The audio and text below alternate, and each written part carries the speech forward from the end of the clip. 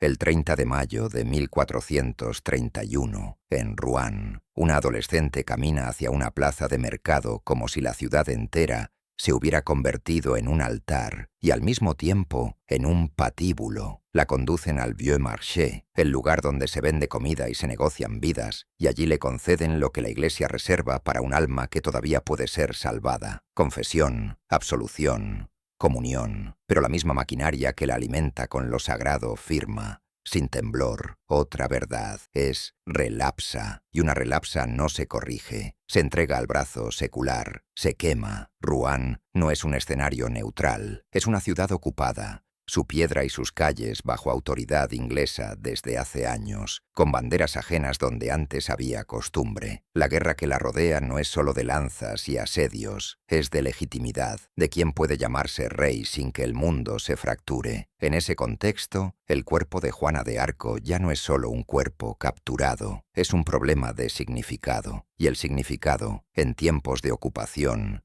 se administra con ceremonias que parecen piedad y funcionan como sentencia. En la plaza, la multitud no es un personaje único ni una conciencia colectiva. Hay curiosos, hay comerciantes que no pueden cerrar el día, hay hombres armados que no miran como miran los vecinos, hay clérigos cuya presencia vuelve oficial cada gesto. El aire tiene ese olor de madera trabajada y de ropa apretada por el miedo. En lo alto, la estructura preparada no necesita explicarse: tablones, cuerdas, un poste, cerca, un crucifijo, elevado para que los ojos no tengan dónde descansar, salvo en la promesa de salvación y en el instrumento de la muerte. La condena no se presenta como venganza militar, se presenta como higiene espiritual. El lenguaje del tribunal afirma que la fe debe protegerse de la contaminación, que la doctrina no puede ceder ante una muchacha que dice haber recibido mandatos del cielo sin permiso de la jerarquía. Por eso el acto más importante no es el fuego,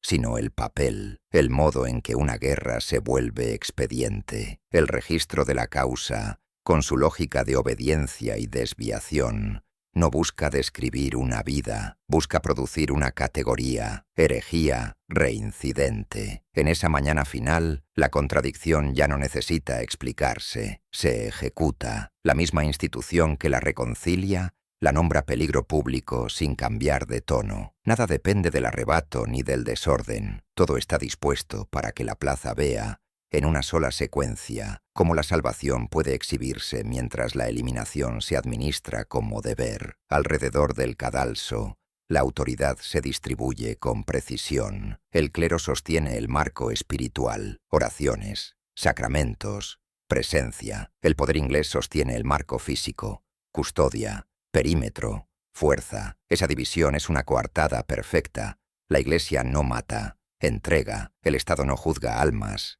ejecuta. Entre ambos, la responsabilidad se diluye como humo, y sin embargo, el resultado es indivisible. Una prisionera ya neutralizada se transforma en espectáculo correctivo ante una ciudad que no elige el guión. Aún así, el dispositivo deja una fisura desde el mismo momento en que se consume. Años después, durante el proceso de rehabilitación, varios testigos recordarán aquella mañana con una incomodidad que el veredicto no logró domesticar. Lo significativo no es el escándalo de una turba ni el desorden de un suplicio mal ejecutado, sino lo contrario. Precisamente porque todo ocurrió con forma legal, el crucifijo alzado junto a las llamas empezó a acusar más de lo que consolaba. El tribunal, en cambio, necesitaba que el final se sintiera inevitable. La palabra relapso era la bisagra. Convertía cualquier rastro de firmeza en reincidencia, cualquier afirmación repetida en obstinación, y la obstinación en autorización legal para la muerte. Así, el fuego no era el castigo de una enemiga de guerra, era la consecuencia natural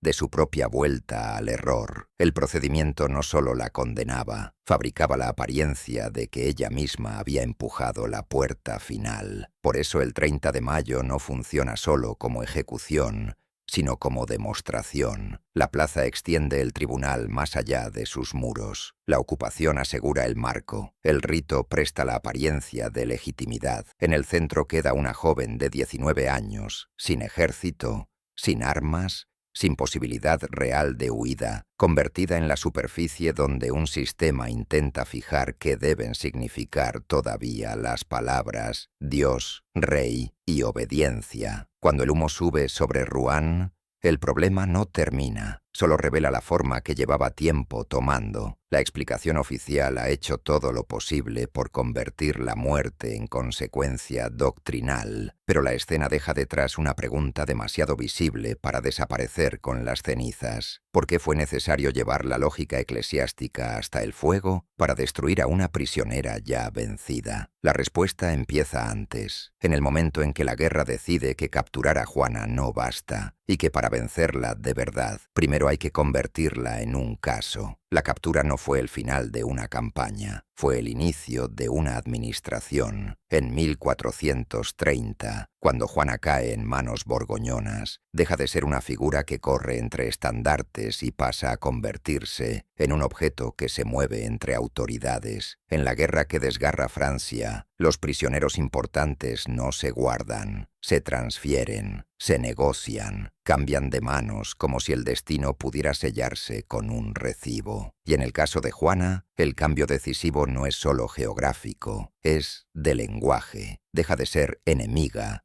y se convierte en caso. El paso hacia Rouen tiene la frialdad de un traslado carcelario y la gravedad de una operación política. No la llevan a un frente ni a una fortaleza cualquiera. La llevan al corazón administrativo de la ocupación inglesa en Normandía, a una ciudad donde la autoridad puede controlar no solo las llaves, sino el relato. Allí, el encierro se vuelve arquitectura, el castillo de Beaubreuil, piedra húmeda, barrotes, una torre que no necesita gritar para imponer silencio. Y lo más revelador es la custodia, un proceso eclesiástico, pero bajo control militar. El juicio, desde su primera hora, nace con escolta. La mecánica del tribunal se arma con la paciencia de quienes saben que una ejecución requiere algo más que odio. A comienzos de enero de 1431, la prisionera ya está en manos del obispo que impulsa el procedimiento, rodeada de clérigos,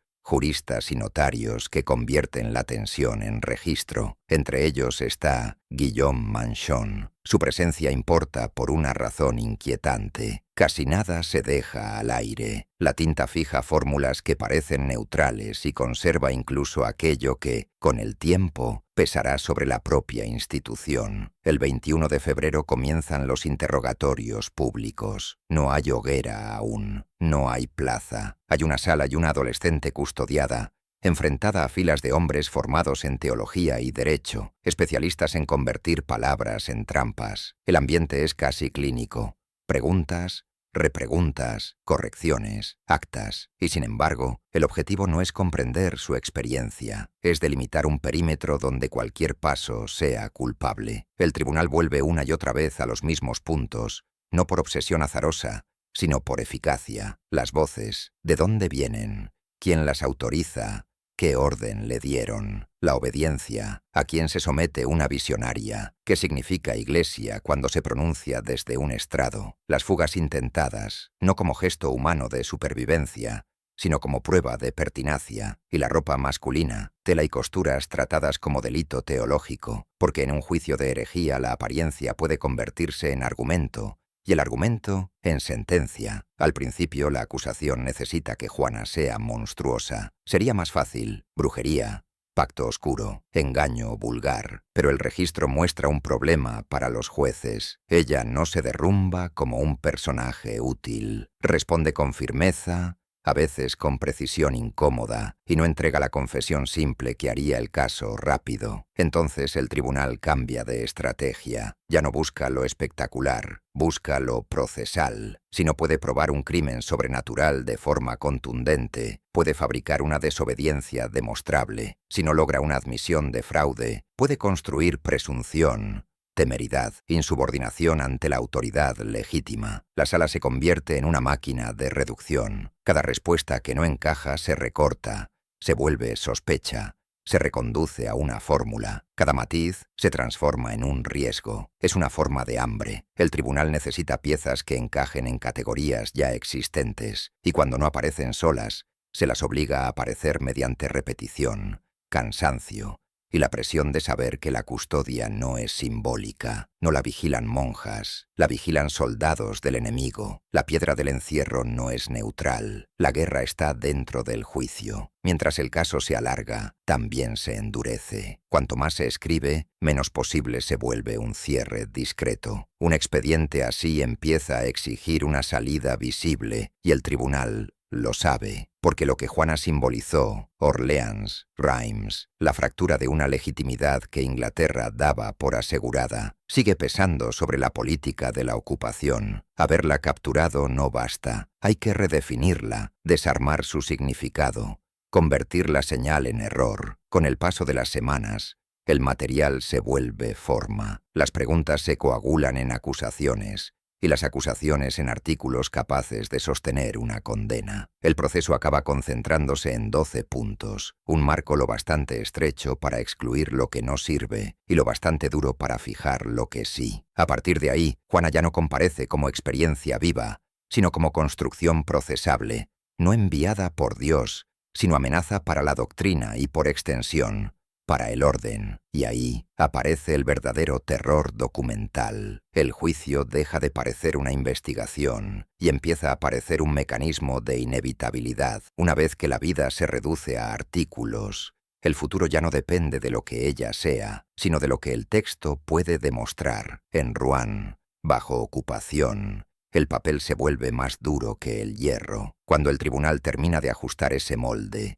el caso deja de ser solo contra una prisionera. Empieza a apuntar hacia algo más alto, algo que no está en la celda, pero flota sobre cada acta. La coronación en Reims, el nombre de un rey, y la posibilidad de que una sentencia eclesiástica pueda manchar una corona sin tocarla. Y en ese punto, la sala ya no está buscando la verdad de una muchacha. Está buscando una forma legal de reescribir el milagro como delito. En el castillo de Bouvreuil, el juicio parece una cuestión de conciencia. Afuera, en una ciudad ocupada, el mismo juicio funciona como arma. Esa es la doble vida del proceso. Dentro, se habla de ortodoxia. Fuera, cada línea escrita puede convertirse en propaganda. No necesitan que Juana muera solo como prisionera. Necesitan que muera como error condenado, como prueba de que la otra Francia, la que se corona en Reims, se sostuvo sobre una mentira. La clave no está en el fuego, todavía, está en la jurisdicción. La decisión de tratarla como hereje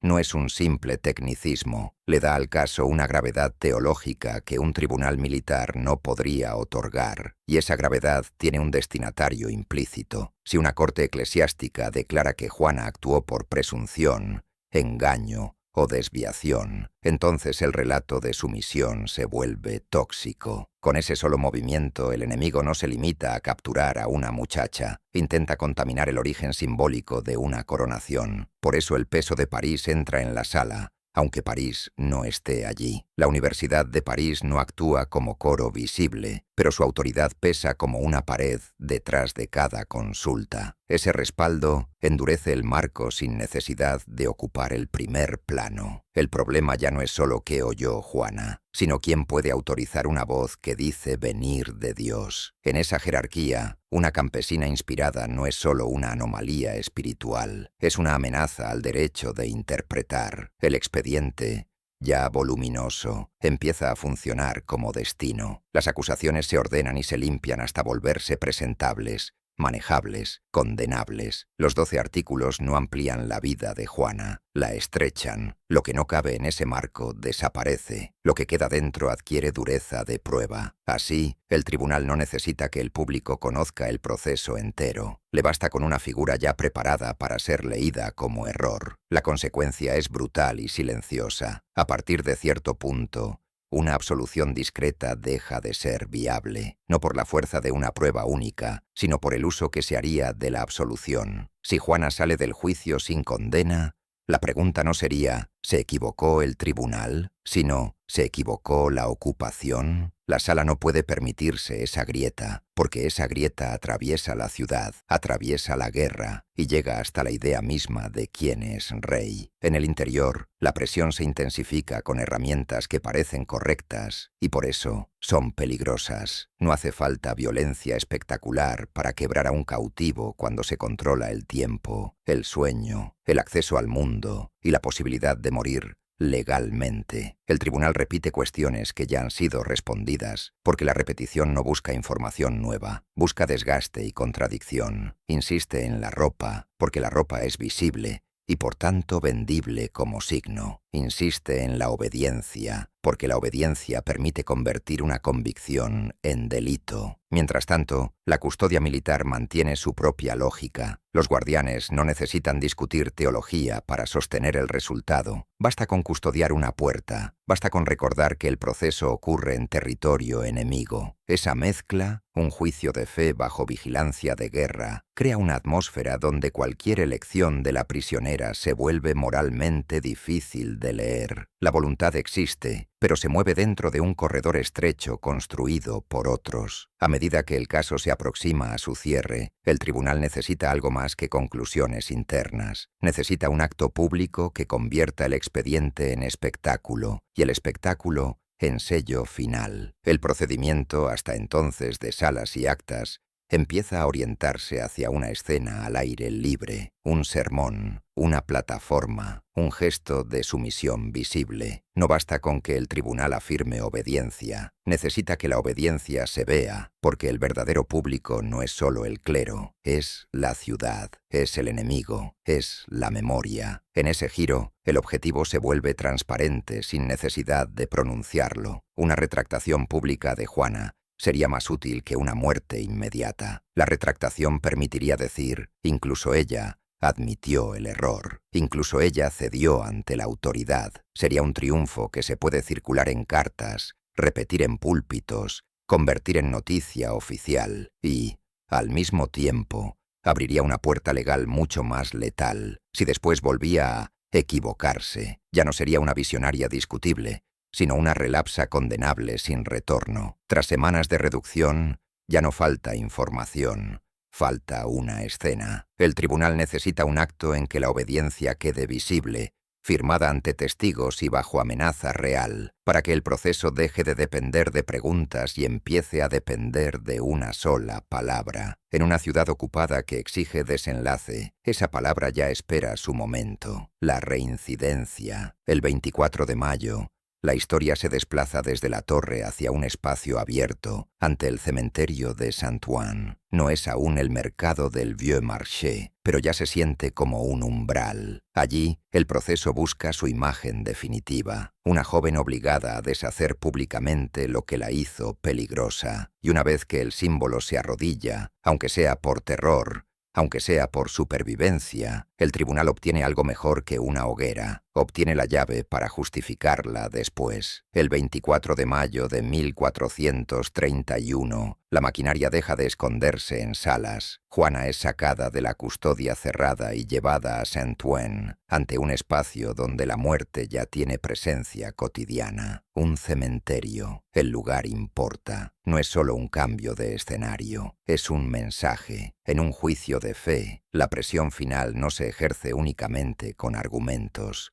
sino con proximidad física al desenlace. La escena está diseñada para ser vista. Un sermón público, clérigos, autoridades y una prisionera que ya no es un caso privado, sino un símbolo exhibido. La ocupación inglesa, que domina Rouen, no necesita intervenir con gritos. Le basta con estar allí, como una sombra armada en los bordes de la ceremonia, recordando qué tipo de elección puede hacer alguien bajo guardia enemiga. La Iglesia sostiene la forma del ritual, el poder militar sostiene el suelo. El sermón no se limita a ella. Mientras la corrigen en público, el proceso ensaya algo más alto, rozar el nombre de Carlos VII sin tener que sentarlo en el banquillo. La predicación estira la causa hasta Reims y vuelve continuo lo que el tribunal finge separar. Juana, sus voces, su desobediencia y la mancha posible sobre una coronación. Así, la prisionera deja de ser solo objeto de corrección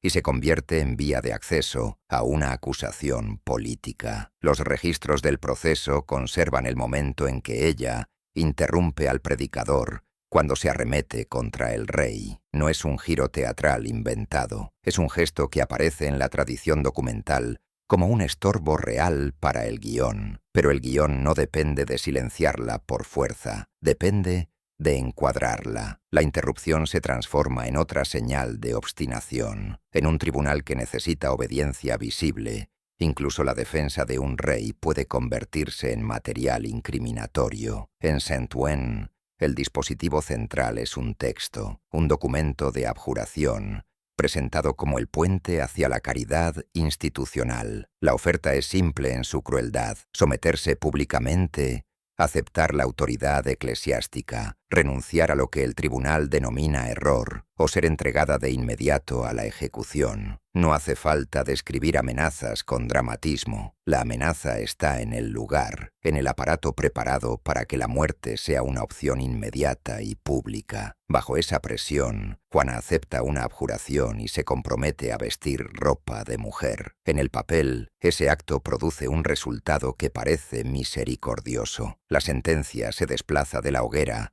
a la prisión perpetua, pero la misericordia no es el centro del mecanismo. El centro es jurídico. A partir de ese instante, el tribunal ya no necesita probar el origen de sus voces con la certeza imposible de lo sobrenatural. Le basta comprobar un retorno, un paso atrás, una reincidencia. Con la abjuración, han logrado fabricar la condición exacta que hará legal la muerte más adelante. El detalle de la ropa, que pudo parecer absurdo al inicio, ahora muestra su filo, porque la ropa es verificable, se ve, se toca, y en un proceso que depende de convertir el interior de una conciencia en hechos punibles, lo visible es oro. Por eso el cambio de vestimenta no es un asunto menor, ni un capricho moralista, es el cierre de un cerco. El tribunal reduce la complejidad de una guerra y de una vida a una prenda que, en su lógica, puede servir como prueba. Después de Saint-Ouen, Juana regresa a la prisión,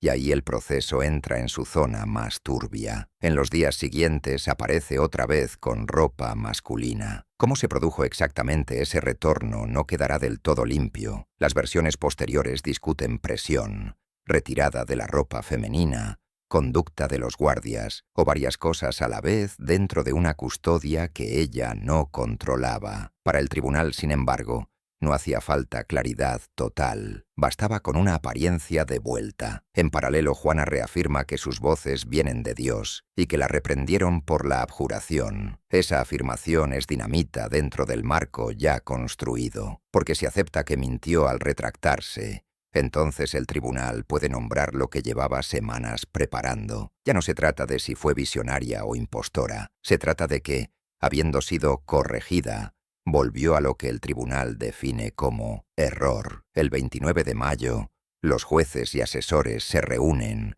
y acuerdan el paso final. No se siente como una decisión tomada tras un descubrimiento, se siente como la activación de un interruptor. En el expediente, el término relapso convierte lo discutible en definitivo, y la fórmula de abandonarla al brazo secular hace el resto. El tribunal eclesiástico afirma que no ejecuta, solo entrega. La autoridad civil ejecuta sin mancharse con teología. Con esas fórmulas, la muerte queda sellada con la frialdad de un trámite. La ley ya tiene el lenguaje necesario para presentarla no como víctima del dispositivo, sino como causa de su propia caída. Al día siguiente, el 30 de mayo, Rouen amanecerá con un recorrido trazado desde una celda hasta el mercado. No habrá necesidad de nuevas preguntas. El expediente ya no busca respuestas, busca humo. Rouen amanece con una calma que no significa paz. En una ciudad ocupada el orden puede ser impecable, y aún así oler a miedo. Las campanas existen, los mercados se preparan. La gente se mueve con la disciplina de quien no puede permitirse llamar la atención. Pero ese 30 de mayo de 1431, el centro de gravedad no está en las calles, está en una celda bajo control enemigo, donde una sentencia ya está decidida desde la víspera. La decisión se activa temprano, como se activan las cosas que se quieren hacer antes de que el día tenga tiempo de discutirlas. En el castillo, los jueces no necesitan convencer a nadie más. Ya tienen lo que buscaban, la palabra que convierte la ejecución en procedimiento, no en escándalo. Relapso no describe un instante, describe la salida. Permite que el tribunal se presente como defensor de la doctrina mientras se lava las manos con una fórmula. La entrega al brazo secular. Antes de la plaza, llega el gesto que vuelve todo más difícil de justificar y a la vez más útil para la escena pública. Juana recibe confesión y comunión. La Iglesia, en el mismo movimiento en que la abandona,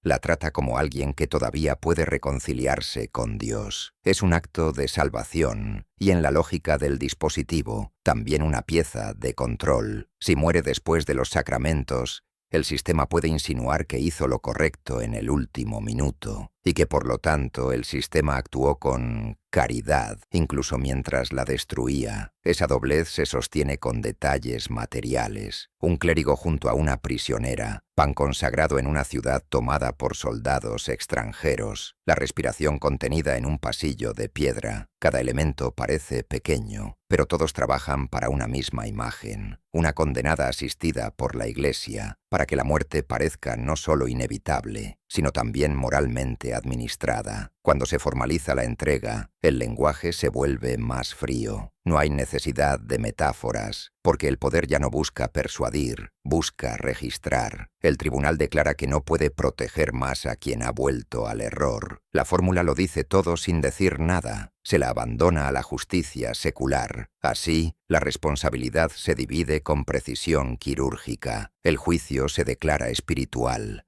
La ejecución civil, pero el espectador ve la continuidad. Los mismos hombres que custodian el rito han creado el camino hacia el fuego. El trayecto hacia el Vieux Marché es corto en distancia y enorme en significado. Rouen no necesita un desfile, necesita una demostración. La ocupación entiende que los símbolos no se derrotan solo encerrándolos. Hay que exponerlos, fijarlos, convertirlos en advertencia. Por eso el mercado, espacio de intercambio y rutina, se transforma en escenario judicial. No hay caos, hay control. Las fuerzas inglesas rodean el lugar y ordenan el perímetro como se ordena un campamento, para que nadie confunda lo público con lo imprevisible. En el centro, la estructura preparada no tiene misterio. Es madera colocada para elevar el cuerpo y hacer visible el final. Es un diseño pensado para que la historia sea vista desde lejos y recordada después. En torno a la plataforma, el clero cumple su papel: presencia, cruz, ritos, no como espectáculo improvisado, sino como firma. Un crucifijo se alza por encima del tumulto de rostros, y ese objeto, según recordarían testigos más tarde en el proceso de rehabilitación, se convierte en el punto donde se concentra la última humanidad de la escena, no porque detenga la ejecución, sino porque revela su contradicción. Se ofrece un símbolo de salvación al mismo tiempo que se enciende el mecanismo de muerte. El momento en que el fuego empieza no necesita adornos para ser insoportable. No hay que convertirlo en gore para entender lo que significa. Lo esencial es el orden de las cosas, la sentencia, el abandono formal, el rito, el encendido. Una ciudad ocupada observa cómo una prisionera ya desarmada es tratada como contaminación pública, y lo que se intenta destruir no es solo un cuerpo, sino una legitimidad. Si Juana muere como hereje relapsa,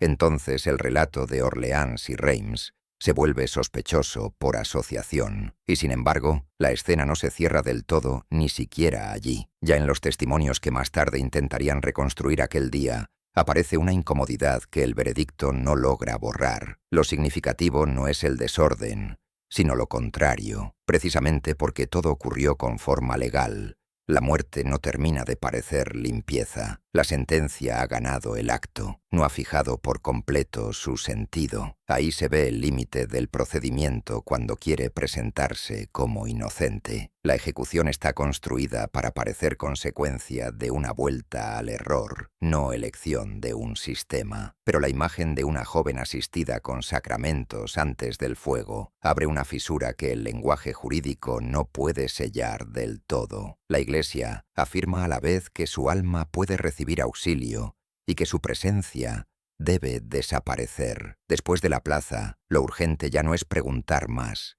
sino imponer una lectura. La ocupación necesita que la noticia circule como corrección doctrinal y no como violencia desnuda. El expediente ya está listo para viajar más lejos que el mercado, pero el humo no resuelve por sí solo lo que la ceremonia intenta cerrar. El cuerpo desaparece, la contradicción no. Para que la ejecución funcione de verdad, no basta con haberla realizado. Hay que conseguir que también signifique lo correcto. Ese será el trabajo inmediato del poder después del fuego. El humo se disipó rápido. La intención era esa, que el final fuera limpio, que la plaza volviera a ser plaza, que el mercado recuperara su ritmo y que la muerte quedara archivada como un acto de higiene. Una ejecución pública no solo elimina a una persona, intenta fijar una explicación.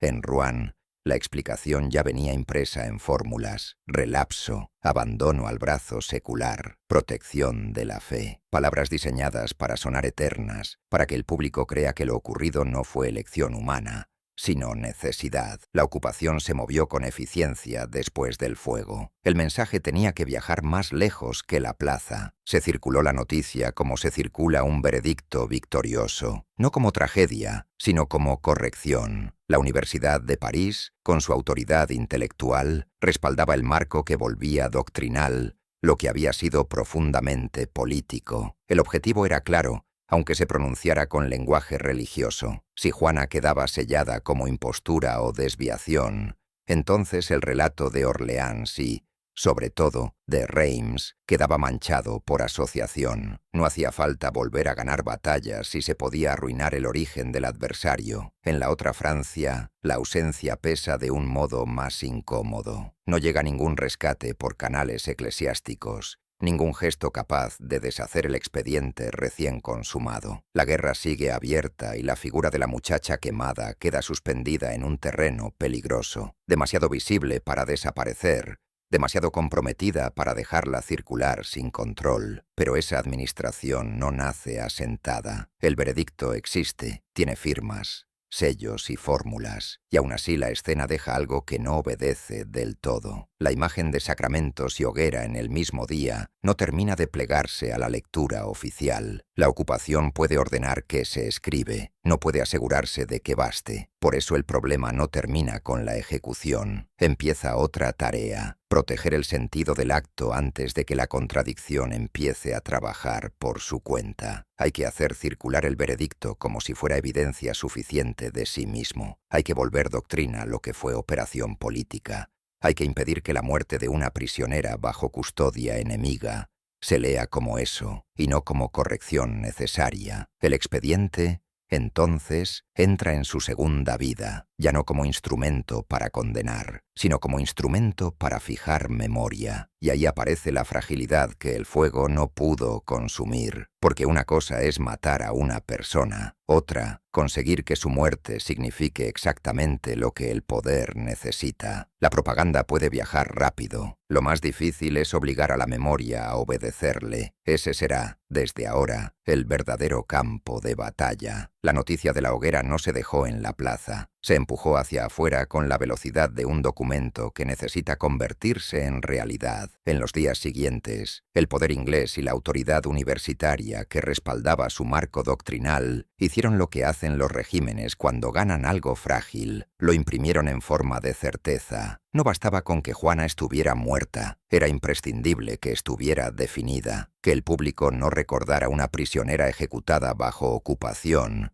sino una relapsa, retirada por necesidad de la fe. Ese esfuerzo revela el nervio oculto del caso. Si el veredicto hubiera sido naturalmente convincente, no habría exigido tanto control del relato, pero el juicio dependía de una coreografía delicada. Iglesia y ocupación, piedad y castigo, sacramentos y entrega a la justicia secular, una coreografía diseñada para que cualquiera que dudara pareciera estar dudando de Dios, no de una corte humana. Aún así, el resultado dejó algo que ningún comunicado puede borrar, la sensación de que la maquinaria había sido demasiado perfecta. En la vida real, las muertes políticas nunca terminan el día que ocurren, empiezan una segunda existencia, más peligrosa, en la memoria. La ocupación podía ordenar guardias y pergaminos, pero no podía impedir que ciertos detalles se volvieran corrosivos, que se le permitiera confesión y comunión antes de quemarla, que el procedimiento necesitara la palabra relapso como llave, que la ciudad estuviera ocupada,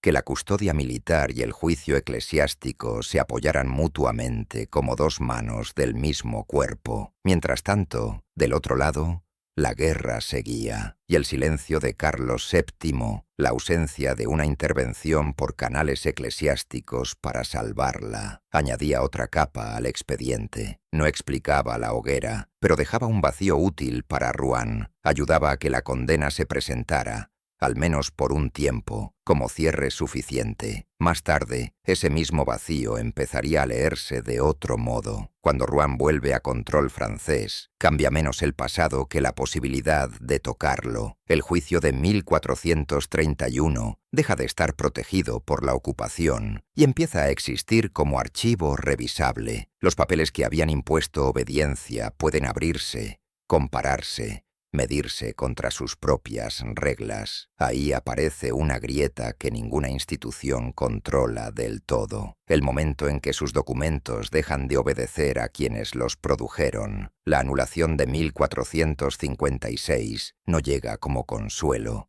sino como desmontaje. Declara inválido lo que antes se presentó como impecable, y lo hace por razones que alcanzan el corazón del procedimiento: fraude, engaño, errores de derecho. Con eso, la condena pierde la apariencia de necesidad y revela cuánto dependía de la fuerza política que la sostuvo. Y aquí emerge la idea más oscura. El tribunal de 1431 no se conformó con matar a una persona. Intentó fijar un significado definitivo para toda una guerra.